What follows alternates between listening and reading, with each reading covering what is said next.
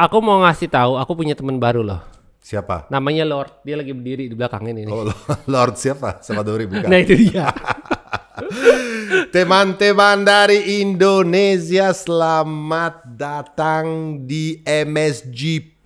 Selamat malam kepada semuanya. Selamat Hai, berbuka puasa. selamat berbuka puasa. Hai Satar, hai Pandu yang temanin saya kemarin di Buriram. Hai produser kita Kodarius.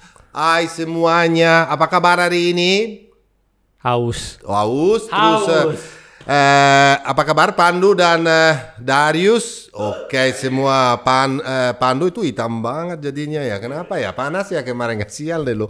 Guys, 38 derajat hari Sabtu, aspalnya 50 derajat. Curhat. Kita di luar itu panas banget, keringatan habis-habisan di bawah matahari kayak di dalam neraka. Seperti race kemarin di Buriram. Dan ini episode ketiga tahun ini. Dan episode pertama yang liputkan, yang akan komen semua apapun yang terjadi kemarin di Buriram. Oke guys, aku mau langsung ambil... Tapi kamu kemarin nonton di Buriram ya? Kalau mau nonton di Jepang, bareng Federal Oil Grace ini. Oh betul. Nah, di Sepang ketemu juga pembalap. Kemarin di podium juga kan? Tapi mereka harus pilih ya, maunya di mana atau di mana. Iya, harus milih di Harus milih. Jepang atau di Sepang. Beli aja Federal Matic.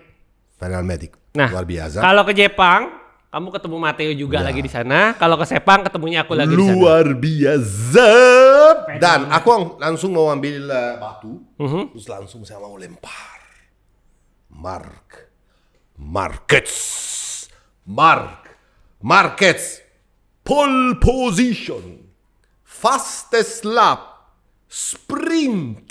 Siapa? Dan race. Siapa? Marquez. Marquez siapa? Marquez siapa? Marquez. Oh, Mark.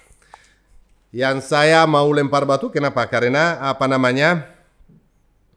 ada yang terjadi. Di lap 7 mau ke 8. Tiba-tiba start. Aku sama Pandu di atas. Lihat startnya tuh berisik banget. Boom, start. Dia kayak peluru merah. Paling di depan. Terus di dalam 7 lap dia udah punya gap kepada adanya sendiri 1,7 detik. Tiba-tiba Mark itu berdiri, lihat di belakang, turun gas. Aku kaget.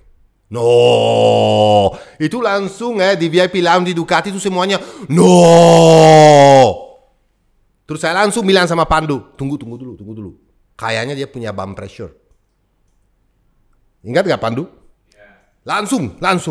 Karena itu pada terjadi tahun lalu di Assen, dia di urutan 4. Tiba-tiba dia turun, dia suruh semua pembalap lewat sampai turun ke posisi nomor 10. Ingat gak? Iya. Karena dia punya bump pressure. Tapi itu waktunya udah gak cukup. Dia itu di belakang orang terus main, nyusul sampai dia dapat penalti 16 detik. Ya. Oke. Dia itu waktu di depan sendiri, tiba-tiba tuh lampu merah nyala. Pum di dashboardnya. Kenapa? Karena semua, bukan cuma Ducati ya, semua pembalap MotoGP, semua brand punya alarm khusus kalau ban pressure depan itu turun dari limitnya. Aku ulang lagi kepada semua teman-teman di rumah, peraturannya apa? Peraturannya dari Michelin adalah bahwa pressure ban depan gak boleh turun dari 1,8 bar selama 60% dari total lap race. Mark itu hitung dan langsung ada algoritma. Dia kasih tahu, kamu cuman punya 3 lap spare loh. Hati-hati. Pilihan ada 2. Marquez buka throttle habis-habisan, late break terus supaya pressure depannya naik. Tapi kalau dia lakukan itu apa? Ada 2 risiko. Nomor 1 ban habis. Cepat. Nomor 2, risiko jatuh. Karena dia di limit.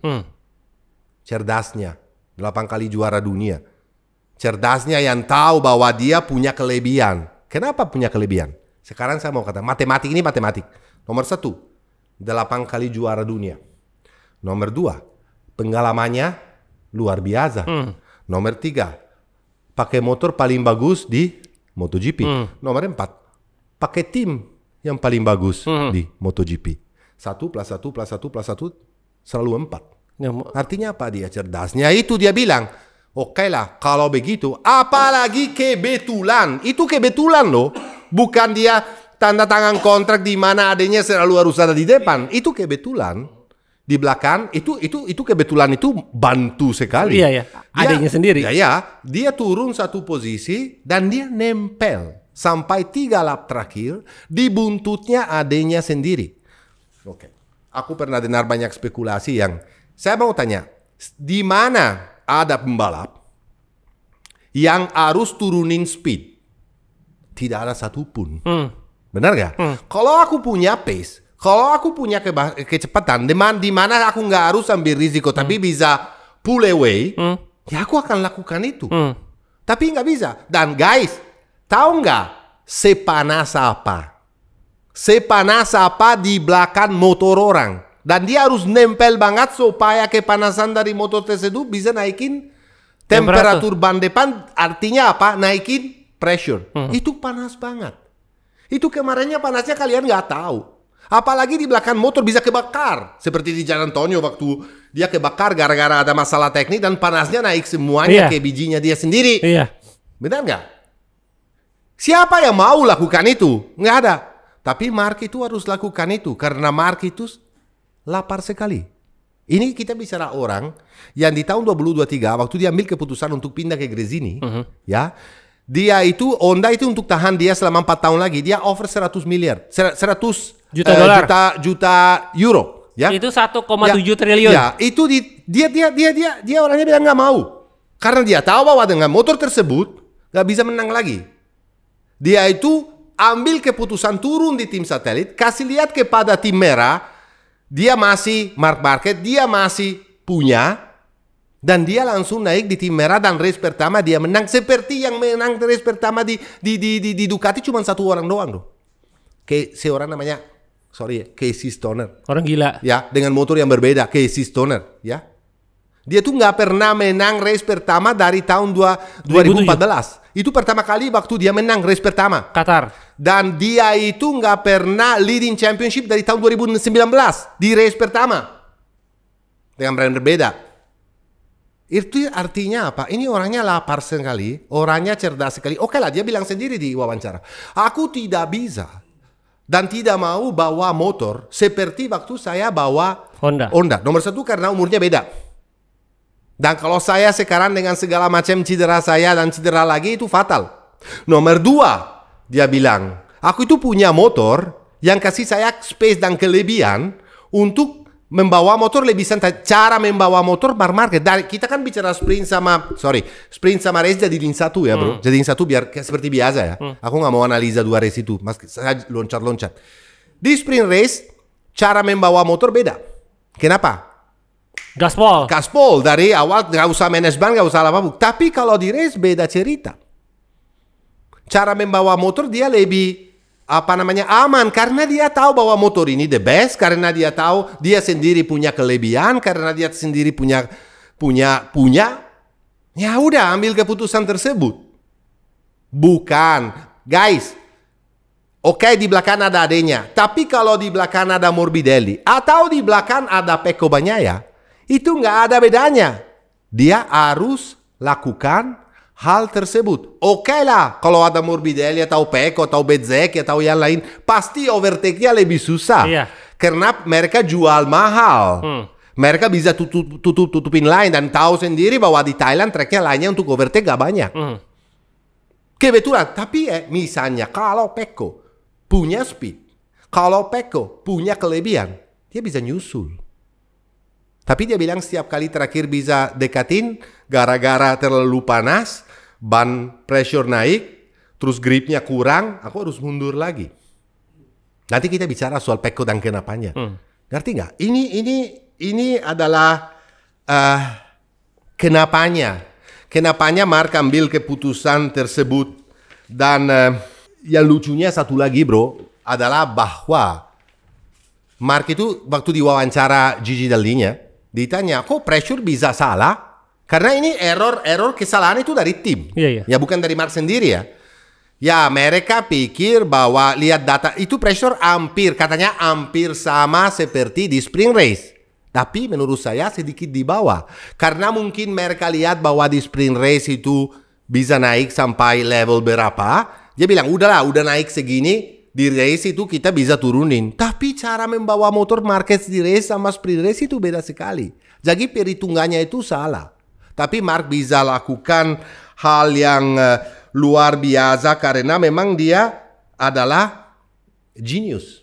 Satu lagi, gimana supaya masalah ini di masa depannya nggak ada lagi? Aku udah bilang ratusan kali. Kalau MotoGP, aku lebih suka MotoGP yang zaman dulu. Aku lebih suka kelas 500 cc, di mana nggak ada apapun. Di mana skillnya pembalap itu keluar. Satelit sama factory juga nggak terlalu banyak bedanya ya. Masalahnya apa? Kalau ban itu terlalu sensitif karena terlalu ekstrem. Ini ban Michelin terlalu ekstrem. Kenapa? Karena yang brand Michelin ini mau kasih lihat kepada dunia bahwa mereka bisa pecah rekor dari track ke track. Mereka itu adalah ban yang paling performance yang paling bagus. Mereka itu bawa ban tersebut ekstrem sekali. Makanya dari tahun 2026 ban depan akan digantikan. Tapi harus tunggu segitu lama. Diganti gimana bisa supaya masalah ini nggak ada? Ya karkasnya, basnya itu lebih keras. Tapi baru bisa tahun 2026. Kalau saya maunya itu bukan kita buang terlalu banyak waktu bicara tentang ban. Seharusnya kita kalau bicara buang waktu untuk bicara tentang race.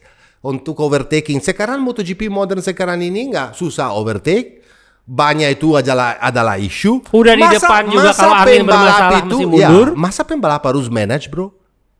Kenapa harus manage? Pembalap tuh seharusnya full throttle.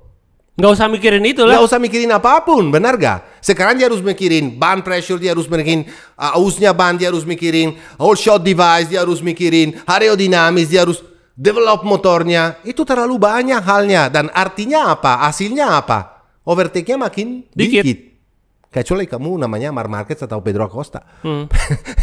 Yang dimana itu punya otak yang rada-rada.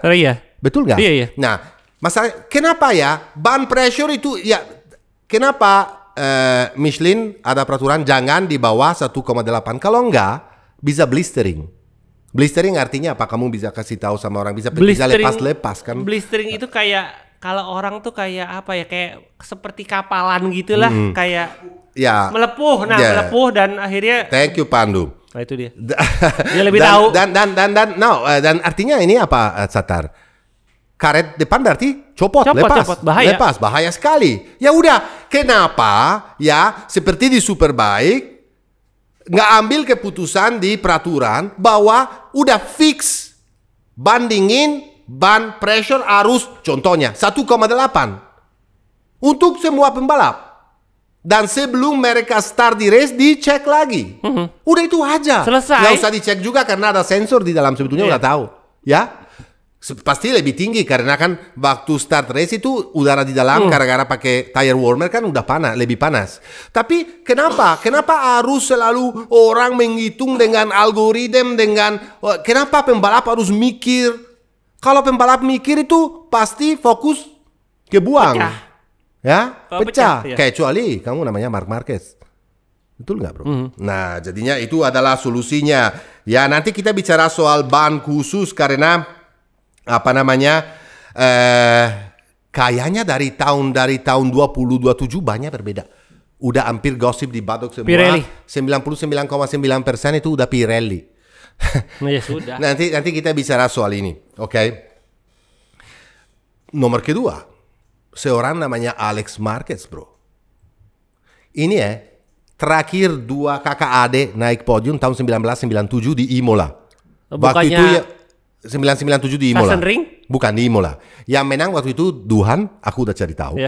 Dan nomor 2 sama nomor 3 Aoki's brother, Japanese brother, oke? Itu yang terakhir. Tapi yang jadi 1-2 Yang 1-2 nggak pernah ada di history MotoGP. Ini pertama kali duo brother bisa selesai di posisi paling tinggi di klasmen 1 dan 2. Oke guys, ini sesuatu, una data yang extraordinary.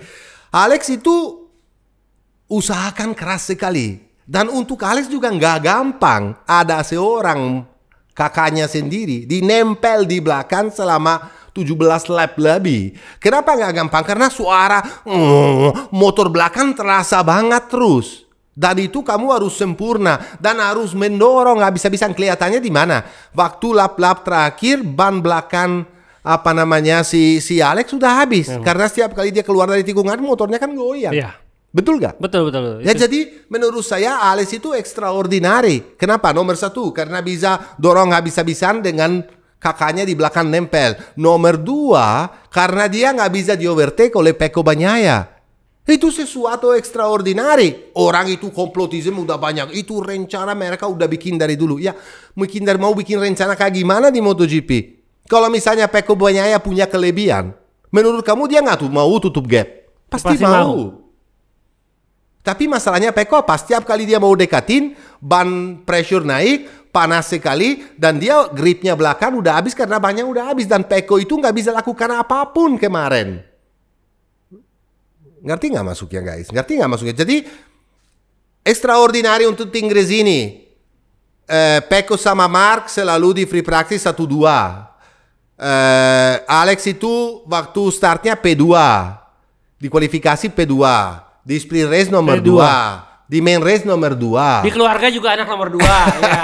Di keluarga anaknya. Terus mau gimana? Sekarang. Ya. Nggak ada startnya yang lebih bagus dari ini daripada Gresini. Kenapa? Alex itu dari Barcelona Malaysia dan juga di tes Thailand sendiri selalu di depan. Bagus. Alex Marquez itu udah kelihatan banget bagusnya ya. Jadi waktu di Sepang dia udah peringkat keempat, di Catalunya juga seri terakhir juga top 5 juga. Lalu pada saat tes juga dia bagus banget. Jadi ya memang udah kelihatan udah bangkit lagi setelah dia nggak setim sama kakaknya sih. Betul. Aku mau bilang guys, ini bukan berarti seperti saya dengar banyak gosip, banyak suara di paddock juga ya di sana. Wah, kalau Marca begini dia pasti juara dunia, dia pasti. Ini cuma race pertama. Ini cuma race pertama. Masih ada 21 race lagi. Kalau kita hitung sprint race lebih banyak lagi. Jadi ya kebetulan Marc di sini punya kelebihan. Kelebihannya itu kenapa juga? Guys, ada sesuatu yang penting sekali yang saya mau kasih tahu antara Pecco sama Marc itu. Marc itu waktu di tes di Thailand sama free practice selalu pakai soft di depan sama hard di belakang. Dia nggak pernah coba yang lainnya. Karena dia tahu bahwa yang hard di depan dengan temperatur segitu tinggi, seharusnya kan logika wah kalau ban di depannya keras berarti lebih tahan lama dong. Enggak juga. Kalau terlalu panas dia jadi licin, cepat habis. Justru terbaliknya. Iya malah kebalik. Dan Marc itu udah tahu. Dan Marc itu waktu di free practice udah bilang sama Pecco. Ada video di mana bicara, aku udah bilang loh. Dia udah bilang sama Pecco. Tapi setiap pembalap beda-beda riding style. Dan Pecco juga waktu selesai sprint main race hari Minggu dia bilang sama Marc, di mana Marc bilang, aku sudah bilang sama kamu, oh ya jauh lebih bagus ya soft di depan. Terus Marc langsung, ya kan aku udah bilang. Betul nggak? Iya betul. Ada dan videonya. Marc itu kenapa? Kalau dari testing di Thailand sebelum race sampai free practice dia cuma pakai selalu dia pakai ban depan yang soft. Dia tuh bisa setup motornya dari tesnya itu udah sempurna sekali. Kalau tiba-tiba seperti Pecco waktu di sprint pakai hard dia coba dan di race berubah ke soft, itu kan cara technically motor berbeda dan mungkin harus cari setupnya yang kelihatan Pecco nggak dapat, makanya gapnya itu nggak bisa ditutup sama dia. Itu jelasnya yang kayak begitu. Ya guys, bukan berarti Davide Tardosi atau Gigi Dall'Igna atau timnya pro Marc semua dan nggak mau Pecco menang. Jangan ada kayak begini di kepala, karena itu yang tujuannya tim merah itu adalah jadi juara dunia dengan Marc atau Pecco. Seperti tahun lalu tujuannya jadi juara dunia dengan Pecco atau Enea Bastianini. Tetapi nggak bisa. Karena ada seorang Jorge Martin yang jadi juara dunia, tapi tetap Ducati guys. Jadi ya aku cuma mau kasih satu lagi ya, mau bicara satu lagi soal Marquez, nanti kita move on. Itu aku ingat di tahun 2003 seorang namanya Valentino Rossi dapat penalti 10 sekon. Dia harus, ingat gak? Dia dapat penalti 10 sekon. Berarti dia harus, untuk menang race tersebut, dia harus selesai di atas. Dia lakukan itu. Kenapa? Karena Valentino Rossi zaman dulu itu, dia itu young, dia itu strong, dia itu pinter, dia itu apapun lah kita tahu, the legend. Dia itu punya margin ya dengan motornya yang lebih daripada orang lain. Dan dia mendorong motornya lebih daripada orang lain untuk bisa selesai race dengan 10 sekon di atas. Kemarin lihat Marc Marquez itu saya terasa sama. Dia punya kelebihan. Kayak Pecco bilang di wawancara, Marc Marquez sama kita cuma main-main doang. Dan itu benar. Tapi mainnya nggak tuntas. Gara-gara masalah ban pressure. Kalau nggak dia bisa menang 6 atau 7 sekon di depan sendiri. Dan semuanya bosen. Memang bosen GP kemarin. Tapi bukan bosen gara-gara Marc atau gara-gara Pecco atau gara-gara pembalap lagi. Bosen karena peraturannya di MotoGP nggak mendukung balapan.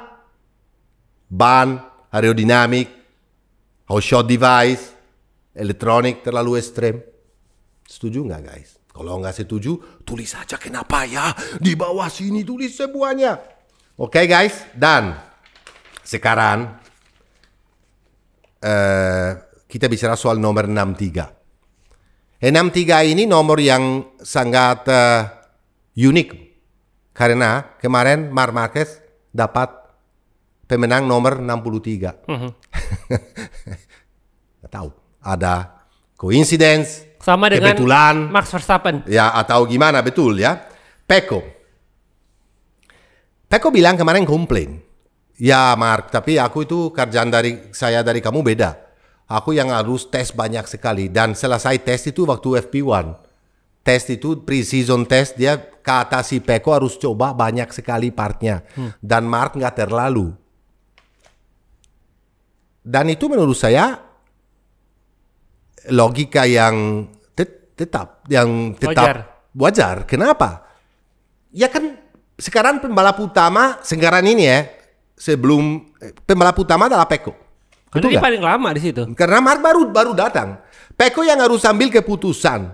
Ya, meskipun Marc kasih masukan juga, dan meskipun masukannya Marc sama persis dengan Pecco, kalau dipilih GP25 atau GP24.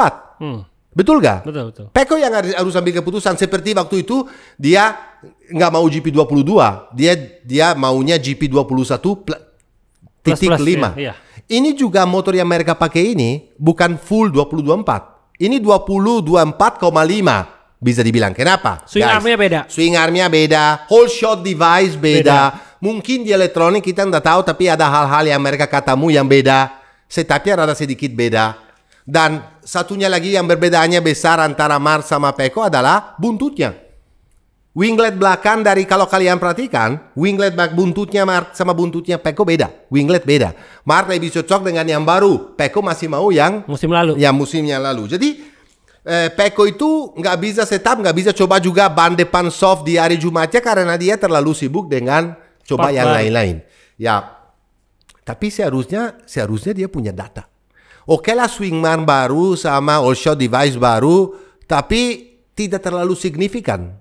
Kalau motor berubah total, chassisnya baru, all shot device baru, swing arm baru, engine baru, aku percaya seperti tahun-tahun sebelumnya, Ducati perlu 5-6 race awal untuk setup motor dengan sempurna dan dapat kelebihan. Tapi ini kan basicnya adalah motor 2024. Dan Pecco juga pernah komplain sama digitalnya, lihat loh, ban saya dan ban Marc. Nanti kamu harus kasih tahu ya kenapa bisa begini. Artinya mungkin bannya Pecco itu lebih habis daripada bannya Marc. Dan itu make sense menurut saya. Kenapa Marc harus mundur untuk gara-gara pressure depan, dan otomatis di belakang Alex dia nggak full throttle. Kelihatan kok. Iya, maju mundur, betul nggak? Iya.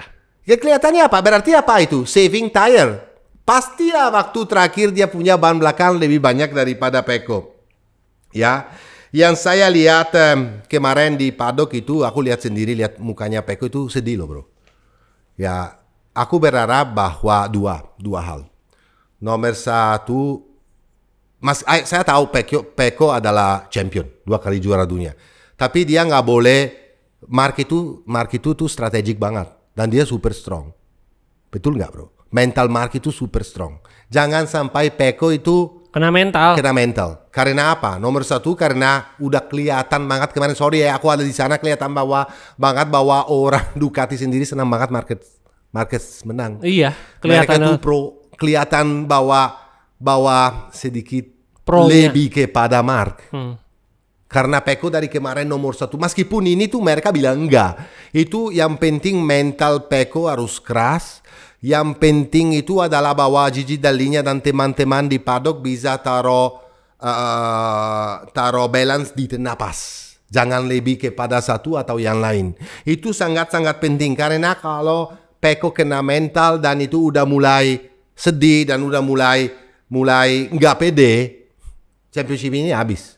Aku nggak bilang habis. Menurut saya ini baru mulai. Dan masih panjang. Apapun di MotoGP bisa terjadi bro. Kamu tahu sendiri. Cederanya, jatuhnya, membuang poinnya. Tapi kalau mental Pecco kena itu dia harus tahan 4 race atau 3 race pertama ini. Di sini oke lah, dia udah tahu dari awal. Dia bilang, aku udah tahu dari awal, dari testing, aku udah tahu dari... Dan 2 race ke depan itu akan berat buat Pecco. Aku udah tahu bahwa Mar di sini itu susah. Dan 2 minggu lagi mereka main di Argentina. Argentina yang udah 2 tahun gak main. Dan setiap kali main adalah masalah track kotor. Iya. Kenapa? Cuman dipakai untuk MotoGP doang. Iya, apalagi 2 tahun gak dipakai. Oke lah kamu mau bersihin sebersih apa. Ingat gak Mandalika awal-awal. Penuh dengan pasir. Iya. Nah kamu tahu sendiri. Mark udah suka track. Nomor 2 di kondisi licin. Mix ya. Dia itu extraordinary. Tahun lalu di mana dia selalu menang. Bisa dapat 3 race gara-gara kondisinya gak jelas. Iya. Ingat di Misano contohnya.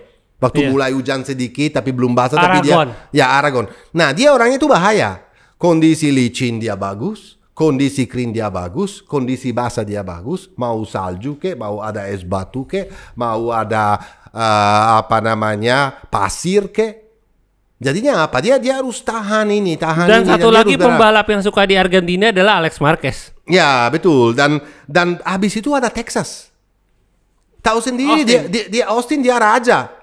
Tikungannya kebanyakan di kiri. Meskipun Mark sendiri bilang bahwa dia udah maju sekali di sebelah kanan. Dia udah bisa dengan Ducati punya riding style di mana di sebelah kanan juga kencang. Ya udah kalau di kanan kencang, di kiri juga kencang sekali. Karena pembalap semuanya punya favorit ya. Lebih suka di kanan. Kalau saya dulu balap, aku lebih suka di kanan daripada kiri. Tapi ya. Penggantinya Jorge Martin lebih suka di belakang. Ya, betul. Jadi... yang satu yang saya mau bicara soal Pecco lagi, ya apa yang dengan steward panel yang baru, sekarang yang jadi head of FIM steward panel itu adalah Simon Craver. Ya. Dan menurut saya ada kesalahan juga, ada sesuatu yang lucu yang terjadi waktu kualifikasi. Iya harusnya nggak di cancel ya lap time Pecco itu. Pecco, tapi kita bisa debat. Nomor 1, Pecco itu ambil risiko di Q2 karena dia harus lewat Q2 gara-gara masalah itu. Dia ambil risiko untuk keluar cuma sekali untuk save ban dan luar biasa. Kita angkat topi ya, itu risiko tinggi. Nomor 2, kenapa dia dapat penalti? Dia dapat penalti karena Bezzecchi jatuh. Sorry, brandnya sama tapi pembalapnya beda. Martin masih di rumah. Bezzecchi jatuh, terus ada bandera kuning kan. Bandera kuning itu, terus bandera kuning bukan cuma dari Marshall tapi juga dari lampunya. Ya, terus udah tapi masih jauh Pecco dari tempat tersebut. Waktu Pecco lewat sebetulnya bandera itu seharusnya bandera nggak ada, tapi lampunya malah nyala kuning hijau. Aku lihat kita lihat kuning hijau kau orang gila. Katanya gosip di sana ada Marshall yang salah pencet. Jadi dua-duanya nyala. Terus kata Simon Craver ada masalah teknikal di sistemnya. Aku nggak tahu apa yang terjadi deh. Pokoknya itu dua-duanya nyala. Kenapa? Itu betul harus di cancel lap. Karena apapun yang terjadi, seharusnya apapun yang terjadi, kalau pembalap lihat bendera kuning atau lampu kuning, dia harus Pelanin. turun kecepatan. Tapi Peko nggak turun sama sekali, full throttle. Betul nggak? Dia bilang, ya aku full throttle karena memang lihat bahwa nggak ada siapa-siapa dan nggak ada apa-apa. Seharusnya Peko kenal penalti kalau begitu. Betul nggak? Betul. Kenapa kena penalti? Ya karena nggak hormatin bendera. Tapi penalti juga nggak dikasih. Nah ini kesalahan lagi dari race direction. Betul nggak, bro? Betul, betul.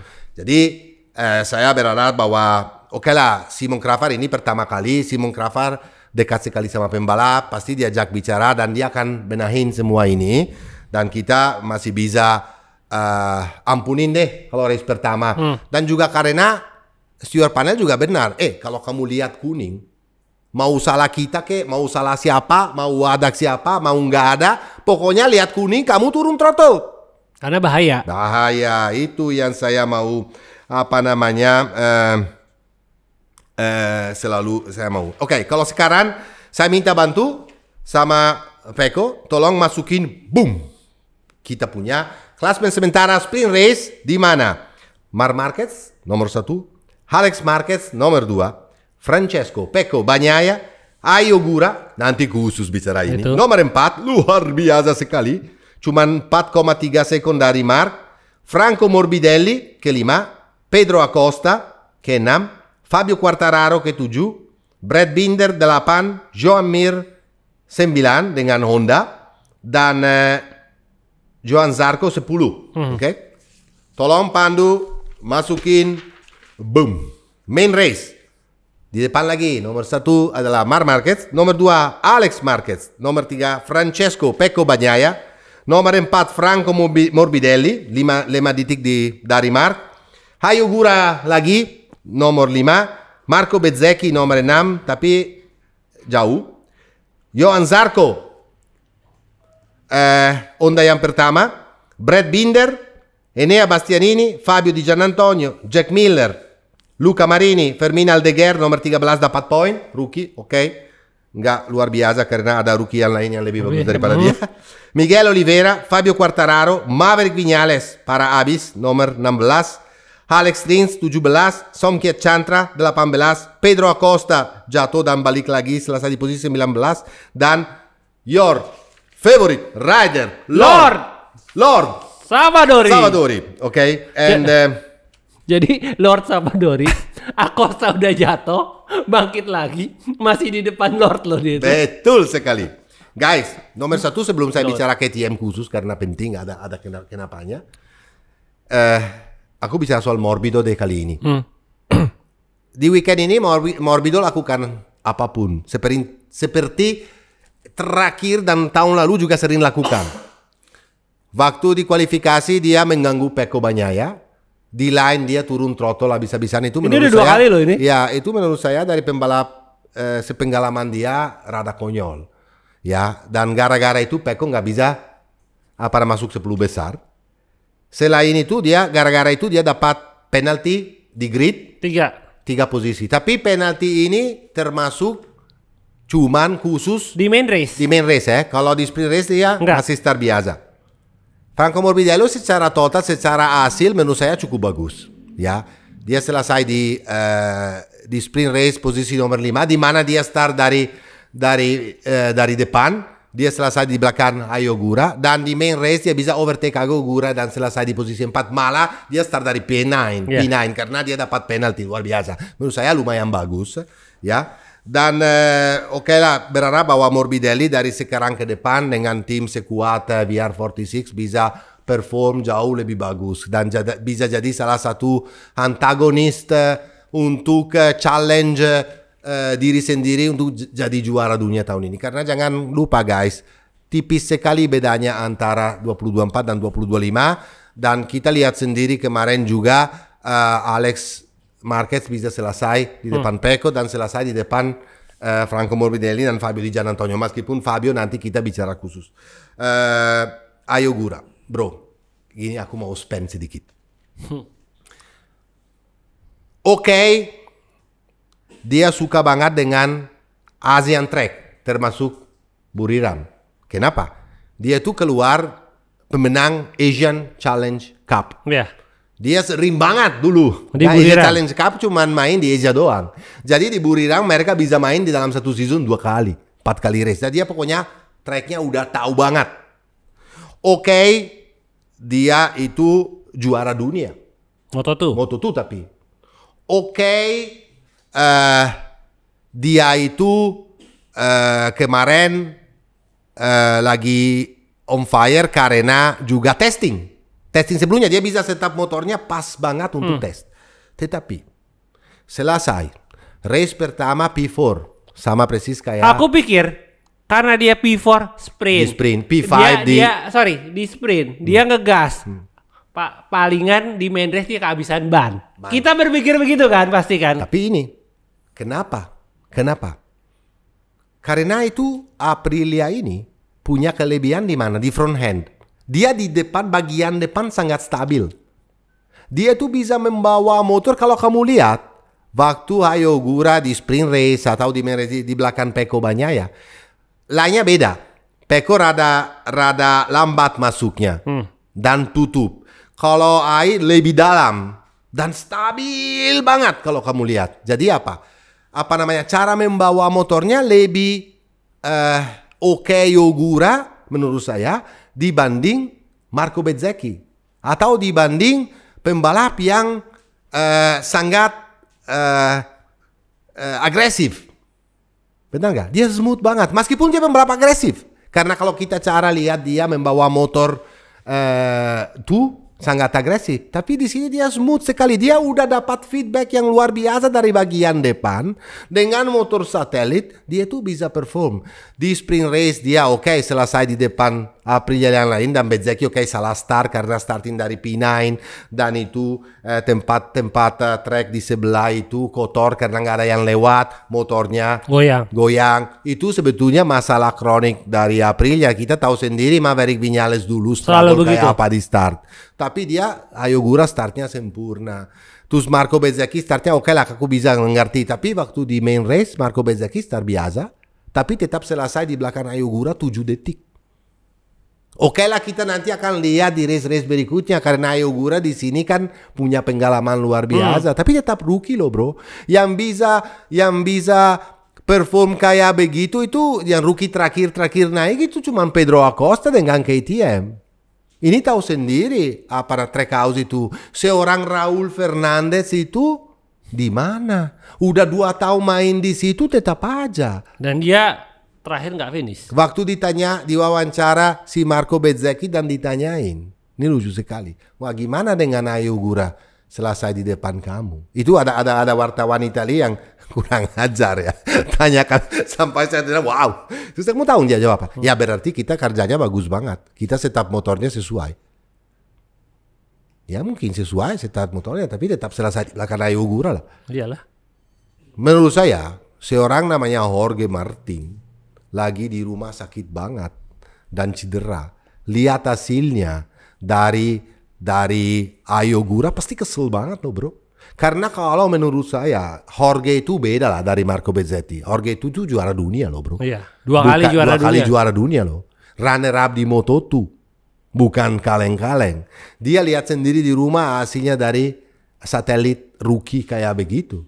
Dia pasti lebih kesel lagi. Karena kalau dia nggak jatuh tapi nggak cedera di Sepang, dia masih bisa terusin tesnya di Sepang sampai tuntas, bisa terusin tesnya di Thailand sampai tuntas, dan dia free practice, sprint race sama race itu pasti beda cerita.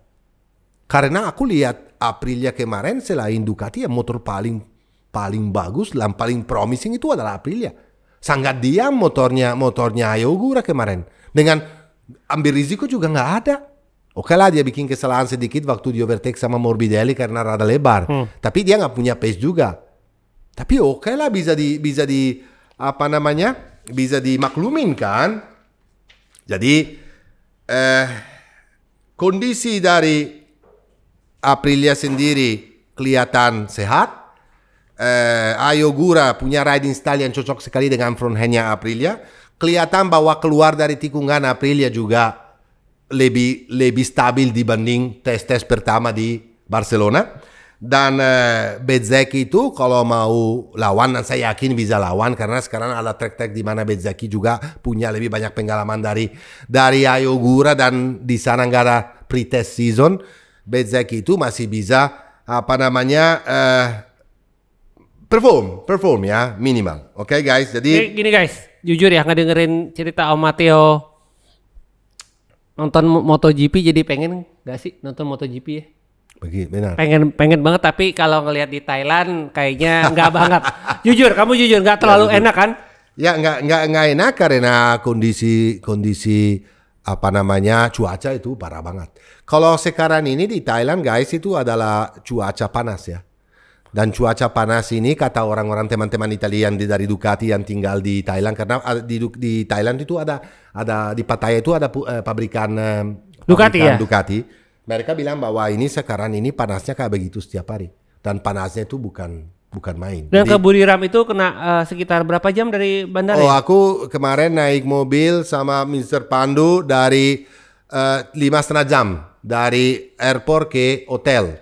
Nah, ya nggak Pandu, kita cuma berhenti 2 kali dan sebentar doang. Nah, makanya guys, kalau lu mau nonton MotoGP nyaman, gratis, terus bisa ketemu Alex sama Firman. Nah, itu juga. Bukan Firman, Fermin. Oh, Fermin ya? Oh, Firman nama Indonesia ya, kalau diganti sama ini boleh jadi Firman ini. Nah, jadi lu tinggal beli Federal Matic. Nah, di situ lu bisa pilih nih, kalau hoki ya, ada 2 sirkuit bareng sama Federal Oil. Pertama di Jepang, Motegi, itu enak banget. Dingin, hujan, basah, tapi makanannya enak. Nah, kalau kalian mau cari yang halal-halal di Jepang itu gampang ya. Iya, betul gampang sekali. Banget. Banyak ikan di sana. Ikan semua banyak. Ikan di mana-mana. Itu di dalam tempat tidur juga ada ikan. Oh no. Oh, itu lain lagi. Nah, atau di Sepang. Oke. Nah, kalau di Sepang bisa juga ada 8 orang pemenang bisa ke Sepang bareng sama Federal Oil. Langsung aja beli Federal Matic guys. Kalau ke Motegi ada Om Matteo, kalau di Sepang ada aku, kita bakal nonton bareng MotoGP dan nyaman, dan nggak pakai 4-5 jam di mobil, nggak pakai panas-panasan, nyari makanan juga enak, udaranya juga enak, tempat wisata juga enak. Oke? Hore Federal Oil Matic, hore. Nah, itu dia. Ya, bukan Oreo ya, beda. Bukan. Oke guys, kita bicara soal, sekarang aku mau buka ini sebelum saya bicara soal pembalap yang lain, KTM. Itu Enea gimana itu kabarnya itu? Buyang banget itu kelihatannya. Itu bagus. Wait. KTM parah banget. Acosta jatuh karena punya riding style sangat agresif, dan dia itu bagus banget di kualifikasi, kita tahu. Satu lap masih bisa motornya dipaksa. Ya. Aku nggak mau bilang kata-kata yang jorok, tapi dipaksa habis-habisan dia bisa dapat lap bagus. Dan selain itu, tapi di race karena dia mau keep up, dia mau podium, dia mau paksa diri karena dia memang punya talenta. Ini pembalap bagus banget. Dia jatuh. Tapi seharusnya juga cerdasnya dari pembalap, oke lah, kamu nggak bisa dapat lebih daripada itu. Turunin throttle lah. Selesailah 10 besar, dapat poin lah. Oke. Nomor 2. Itu masalahnya kronis terakhir ini dari KTM adalah duit. Habisin ban. Dengan cara segitu galak dari Brad Binder juga, kamu tahu sendiri, dan dari Pedro sendiri, banyak cepat taus. Makanya di tengah-tengah mereka mundur kayak kemarin. Tapi yang naik malah dari posisi P20 ke P8. 9. P9 siapa? Enea. Kenapa? Ya itu dari dulu memang dia kan kenapa? Hemat ban. Dan kenapa? Aku kasih tahu. Aku dengar-dengar juga di paddock. Enea itu punya, dari kemarin dia itu sedih banget. Dari kemarin dia bilang aku nggak cocok sama sekali. Dari kemarin aja dia minta seat itu ya, kursi seat. Yang khusus dia punya ergonomik, khusus untuk dia punya badan karena dia sangat pendek. Iya. Sampai kemarin di race itu nggak dikasih. Padahal itu kalau bawa di tukang seat di sini aja kan murah. Iya, di pinggir jalan. Iya benar. Itu seatnya berapa sih? Iya. Nggak dikasih. Tapi Enea punya kelebihan. Dia punya satu teman di KTM, itu adalah Giribuola. Itu technical director dia, advisor dia. Giribuola ini dari Ducati, dia tahu banget karakteristik dan kesukaan Enea. Dan mereka setup motornya Beda jauh sekali dibanding 3 motor yang lain ya. yang lain. Kenapa? Karena Enea sukanya smooth. Dia bukan pembalap agresif. Dan KTM kalau nggak agresif sekali sampai dalam tikungan dan open throttle, itu kamu nggak bisa dapat lap time. Justru itu Enea sulit. Kerja keras sekali. Kualifikasi jelek banget, start dari P20, tapi dia setup motornya dengan karakteristik yang dimana bisa ban bisa di manage supaya lap terakhir dia naiknya kayak peluru loh, Hampir nyusul Barrett Binder loh. Dia lebih kencang daripada semuanya. Nah, ini KTM harus belajar. Kalau mereka mau dapat cara yang benar supaya performa bisa lebih bagus, mungkin Enea ini harus dilihatin. Data-data Enea sama data jiri bola harus dibelajarin. Kenapa bro? Kalau sekarang awal season KTM masih motor yang lama. Kecuali ada beberapa pilihan part baru, cuman dikit. Kenapa? Dulu waktu masih punya duit, dia produksinya tuh barangnya tuh banyak sekali. Ingat nggak? Iya. Zaman dulu dia punya banyak. Mungkin dia seleksi lagi dia punya barang lama untuk bikin motor baru ini. Tapi sekarang ini masih sama, masih bisa compete karena nggak terlalu jauh gapnya. Tapi makin lama, makin maju motor yang lain. Honda, konsesi free. Yamaha, konsesi free. Mereka bisa berubah engine, bisa berubah semua, apapun mereka mau. Ducati, Aprilia, punya duit. Kalau mereka harus bikin sesuatu radikal yang berbeda di selain engine mereka kan pasti ada part-part yang baru ya. Gigi Dell'Igna udah bilang kita ada banyak part yang mau datang, nanti kita akan coba di Jerez. KTM nggak ada. KTM nggak mungkin ada, nggak ada dulu. Ini aja nggak bisa. Ini nggak ada karena problem, meskipun dia approve financial plan untuk restrukturasi perusahaan, dia approve, tetapi tetap aja sekarang dia harus. Udah ada gosip loh di mana-mana bahwa BMW udah mau balik KTM. Iya. Dipindahin semua karena ke Jerman untuk masuk di MotoGP dia harus ambil takeover tim yang berbeda yang udah ada. Ya salah satunya adalah KTM, dan kemungkinan besar tahun 2027 dengan Toprak mungkin tuh BMW beli KTM, dan itu adalah sesuatu yang sangat bijaksana dan sangat cerdas. Kenapa? Basicnya udah ada. Tinggal dan BMW kamu tahu sendiri duitnya tuh nggak ada serinya. Nah masalahnya sekarang ini dari KTM dari sini ke depan nggak punya duit untuk, atau nggak ada karena nggak boleh untuk mendevelop atau membawa par baru untuk bantu Enea atau untuk bantu Pedro Acosta, karena mereka masih perlu bantu karena mereka struggle. Ya berarti dari sini ke depan makin mundur bisa jadinya. Setuju nggak bro? Ya ngeri sih. Ada yang kamu mau tambahin? Ada gosipnya Suzuki udah flirting mau balik sih 2027. Ya betul. Dengan bantuan Dorna tapi ya. Yamin, ya. We don't know. Itu masih hijau banget. Aku untuk tutup KTM, aku mau bicara performance yang jelek banget dari Maverick Viñales, di mana awal-awal tesnya paling minimal dia nggak diwawancara dia selalu bilang motornya bagus, partnya oke, aku feel comfortable, motornya enak sekali. Tapi kemarin berantem di belakang, mengeribut posisi di belakang, bukan berantem sama Songkiat Chantra ya. Ya guys, itu adalah Maverick Viñales, sudah selesai. Oke bro, kita sekarang harus bicara tentang Honda. Karena paling minimal ada step up. Zarco. Oke lah mereka testing. Oke mereka punya data. Tapi ada step up. Zarco kemarin luar biasa. Dia selesai P7 loh. Dan dia udah nyusul di atas. Dan dia udah membawa motor rapi sekali dan bagus banget. Dan saya lihat bahwa memang Honda ini berbeda.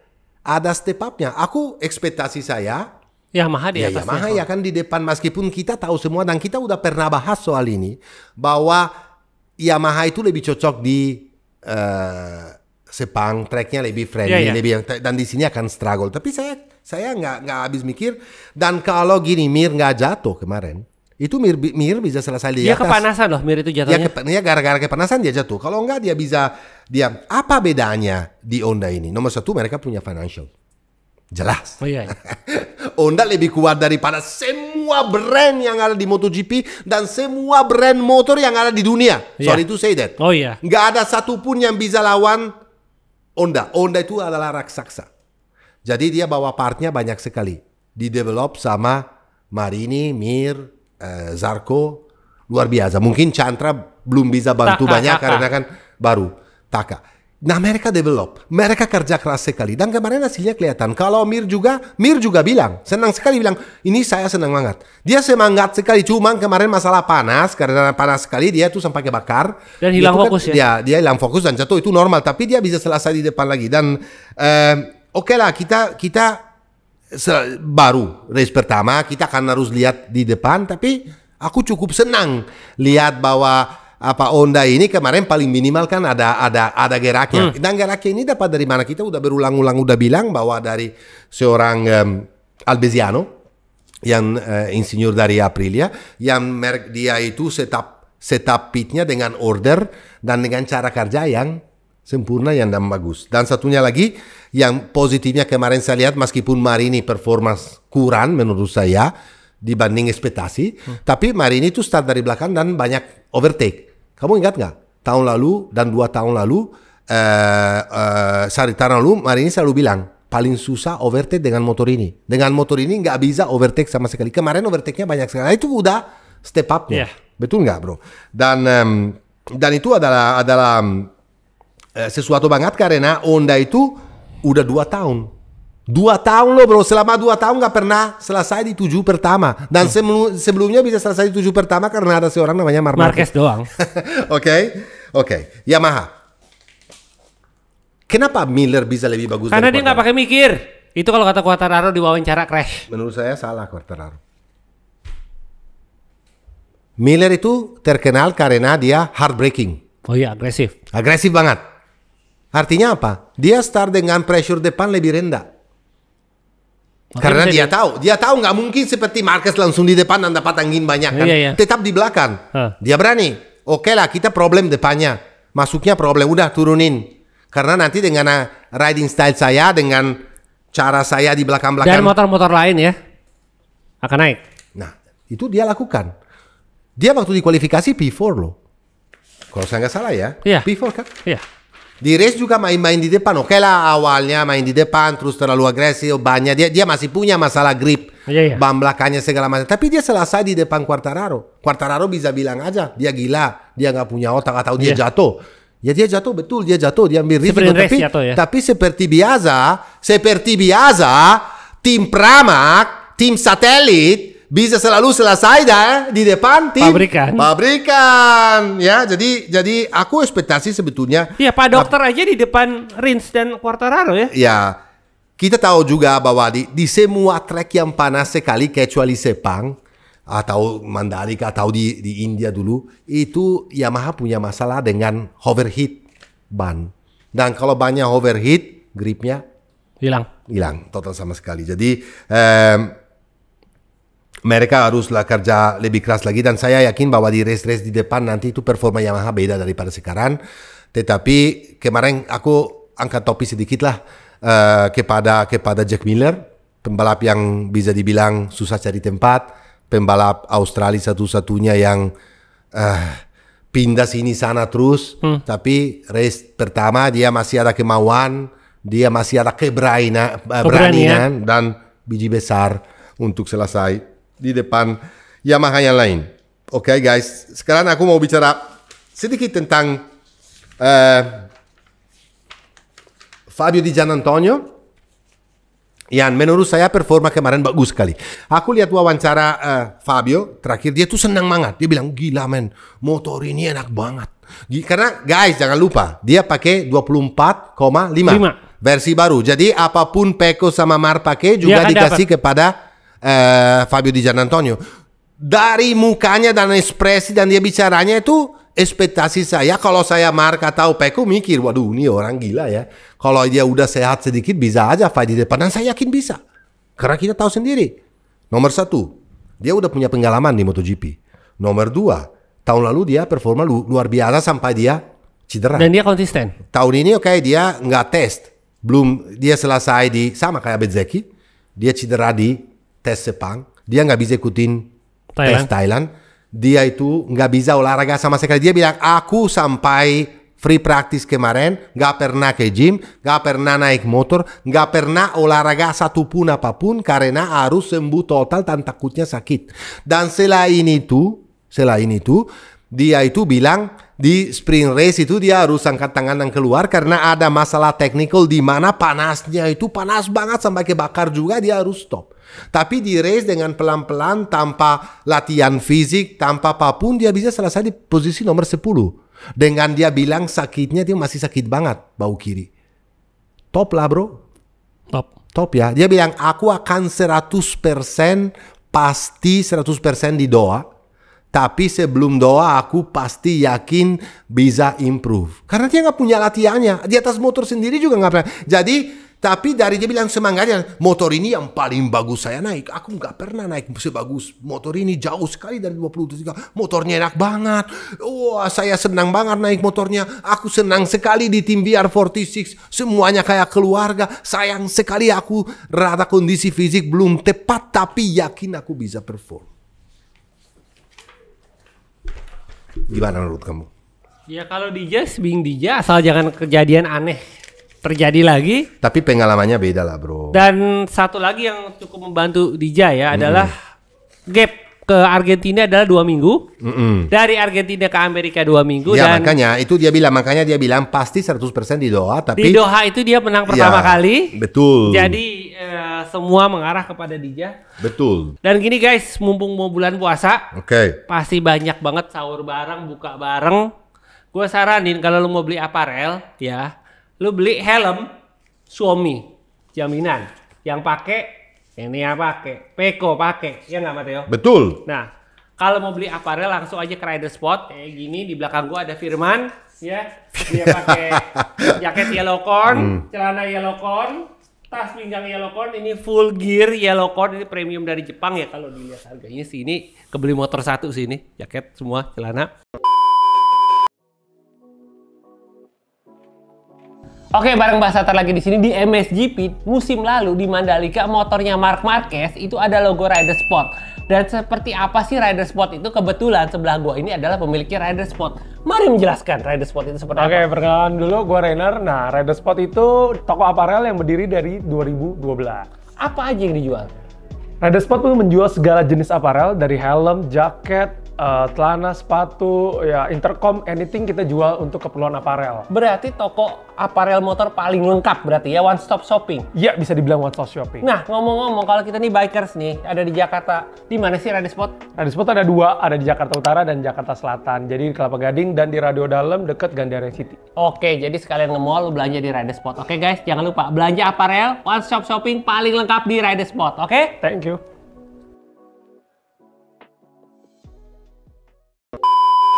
Kalau mau motor awet dan juga bisa nonton MotoGP langsung ke Motegi dan Sepang, jangan lupa beli Federal Matic.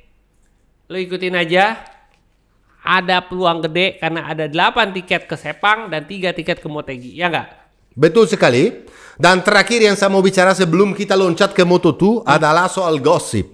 Bahwa tahun 2027 dan akan diumumkan minggu depan ini, minggu ini, bahwa Pirelli akan jadi supplier ban untuk MotoGP juga. Ini susah bro. Nggak pernah ada ya yang satu supplier untuk semua kategori. 4 kategori loh. 4. Moto3, Moto2, MotoGP, sama Moto E. Superbike? Nggak ya, kita bicara dunia MotoGP dulu. Iya. Di MotoGP dalam satu weekend itu 4 kategori loh disupply. Itu baru MotoGP loh. Itu menurut saya, aku lebih suka yang zaman dulu. Banyak nggak terlalu ekstrem. Misalnya, dulu kan ceritanya gini, ada Bridgestone, terus dari Bridgestone dibuang jadi ke Michelin. Nggak, ada Bridgestone, ada Michelin, Ya. lalu ada Dunlop. Iya, ada Bridgestone, Michelin, Dunlop, dan Bridgestone, Michelin, dan Michelin dibuang jadi cuma Bridgestone, dan Bridgestone dibuang sama Michelin cuma jadi. Dan semuanya mainnya dari dulu makin bagus, makin ekstrem. Karena ban juga bersaing. Ya, betul, bersaing. Tapi ya menurut aku ya, kalau contohnya, kalau misalnya ke Pirelli ya, terjadi seperti KTM. Kacau. Ya kita nonton apa? Dia tuh supplier 4 kategori. Nah, balik lagi guys. Percaya sama Matteo, kalau bisa lebih dari satu supplier. Biar seru. Dan Iyalah. kalau bisa bikin ban gak terlalu ekstrem, bikinnya kuat, strong, performa gak apa-apa kalau nggak, tapi minimal kita nonton. Kita berharap bahwa tahun 2027 ini lebih seimbang semuanya. Karena kamu tahu peraturan baru itu udah lebih ketat dibanding sekarang. Dan berharap juga bahwa Pirelli bisa membangun ban yang cukup dan bagus, yang tahan lama, sama seperti di Superbike sebetulnya. Karena Superbike itu sebetulnya Pirelli semua, faktor kan? ban itu Pirelli semua, tapi semuanya tuh rada performa rata nggak terlalu ekstrem. Aku nggak pernah lihat juga bahwa di Superbike pembalap harus Karena mereka menggunakan drop karena pressure depan naik, atau karena pressure cuma, makanya di tahun 20 pressure cuma satu dibandingin sama untuk semua. Banyak jangan terlalu ekstrem, aerodinamis di limit. Hot shot device kalau bisa dibuang supaya kita benar-benar bisa nonton race yang benar-benar menarik, bukan seperti sekarang aku mau lewat tapi nggak bisa, kena aerodinamik vortex angin dari motor depan. Kalau terlalu dekat bannya naik, aku nggak punya grip, harus belakang dulu sampai kena air dingin baru coba lagi. Gimana ini race macam apa? Bagus gak? itu dia. Gak bagus dong. Moto2, guys, Moto2. Oke, sebelum saya bicara soal Moto2, aku minta tolong dengan pesan ini. Pesannya adalah, Pandu, tolong masukin klasmen race Moto2.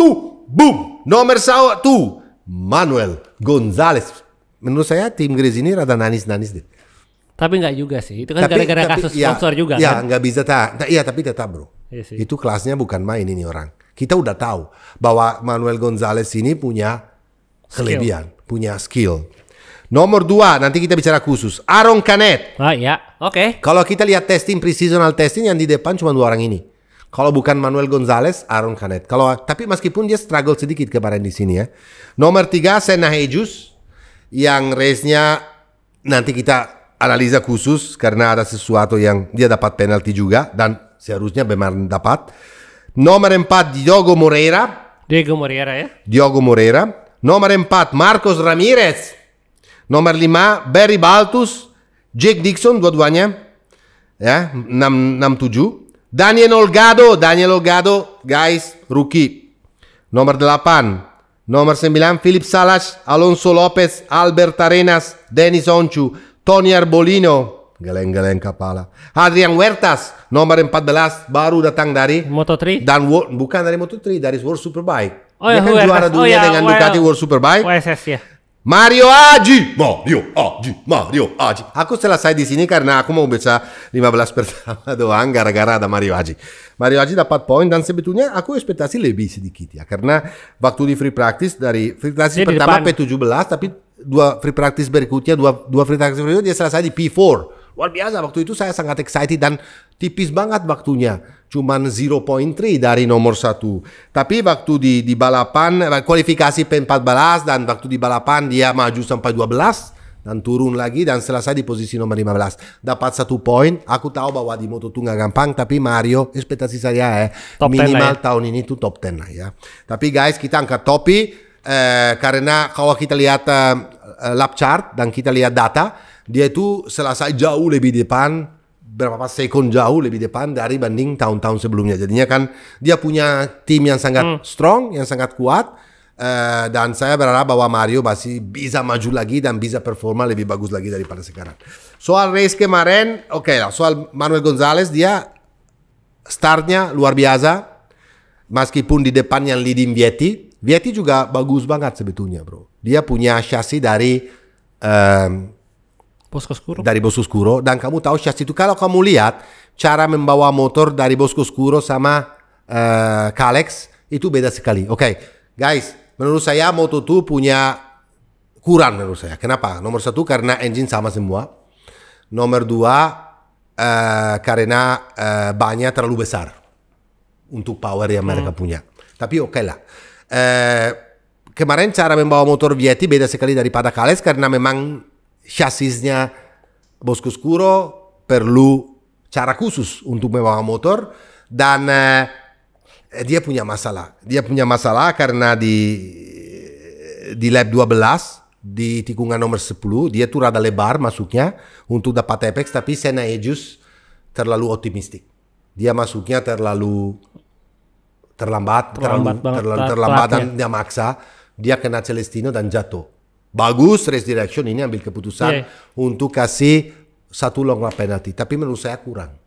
Sorry to say, bukan karena Vietti orang Italia ya. Karena seharusnya kalau kamu bikin pembalap jatuh, yang pembalap yang waktu itu adalah di P2, ya kamu bikin dia jatuh, ya itu rusakin peluang orang. Seharusnya minimal harus dapat 2 long lap penalty.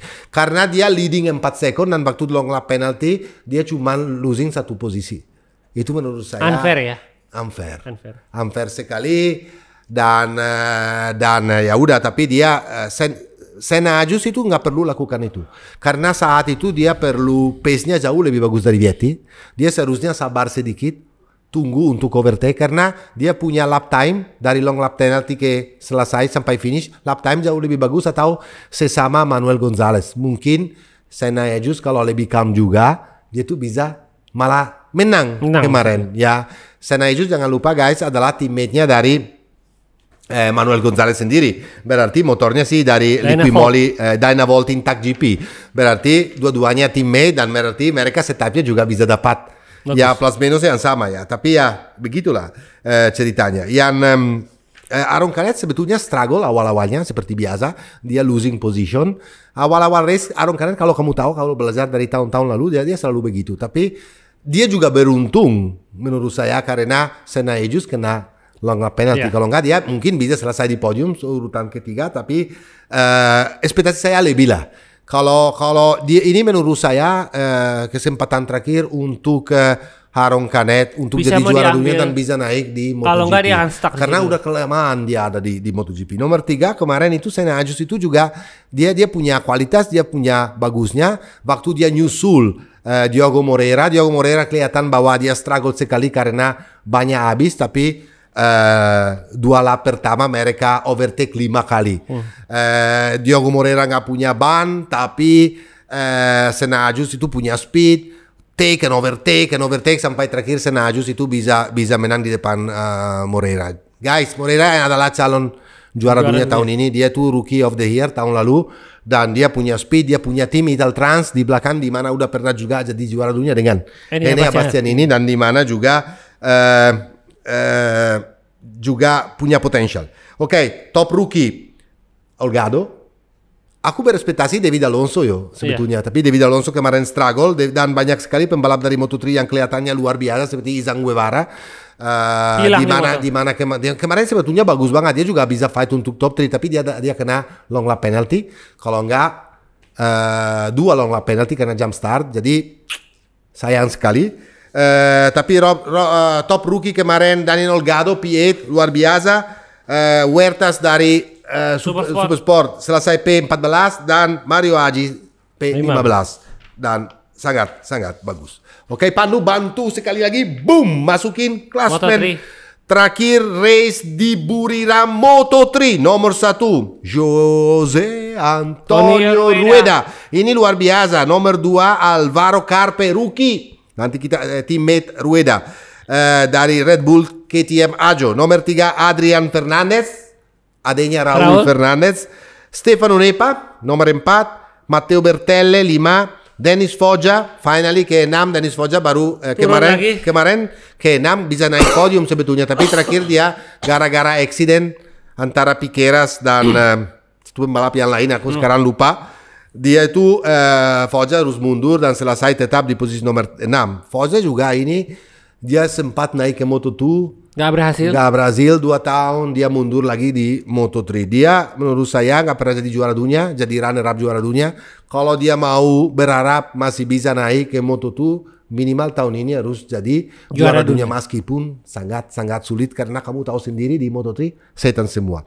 Oke, David Almanza ke-7, Ricardo Rossi 8, Joel Esteban 9 dan Luca Lunetta 10.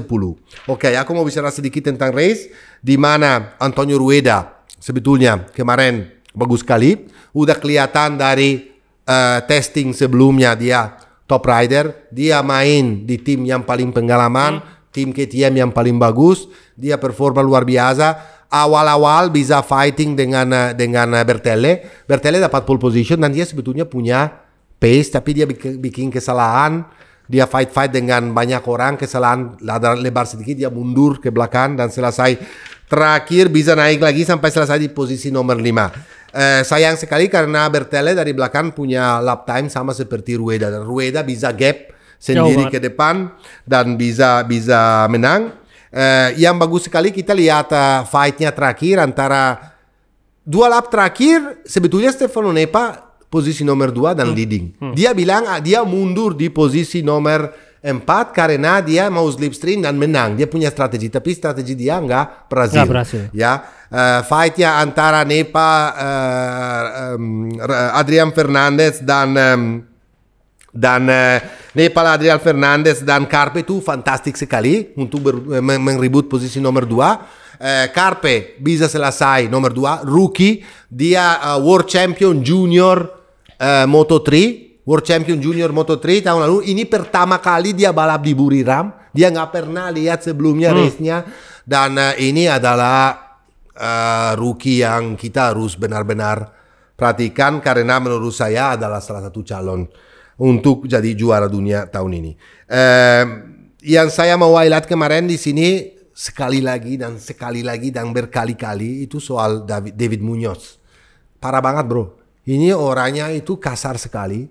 Dia sayang banget. Dia punya skill, dia punya speed, dia bisa jual race. Kayak kemarin dia punya race pace-nya juga jauh lebih bagus daripada Rueda sendiri. Dia bisa menang, tapi dia selalu kasar banget. Dia selalu mendorong dan masuknya selalu kasar sekali. Kemarin dia bikin kesalahan dan kelihatan sekali bahwa dia cari Lunetta. Luca Lunetta kemarin kencang banget. Dia mengribut juga podium juga.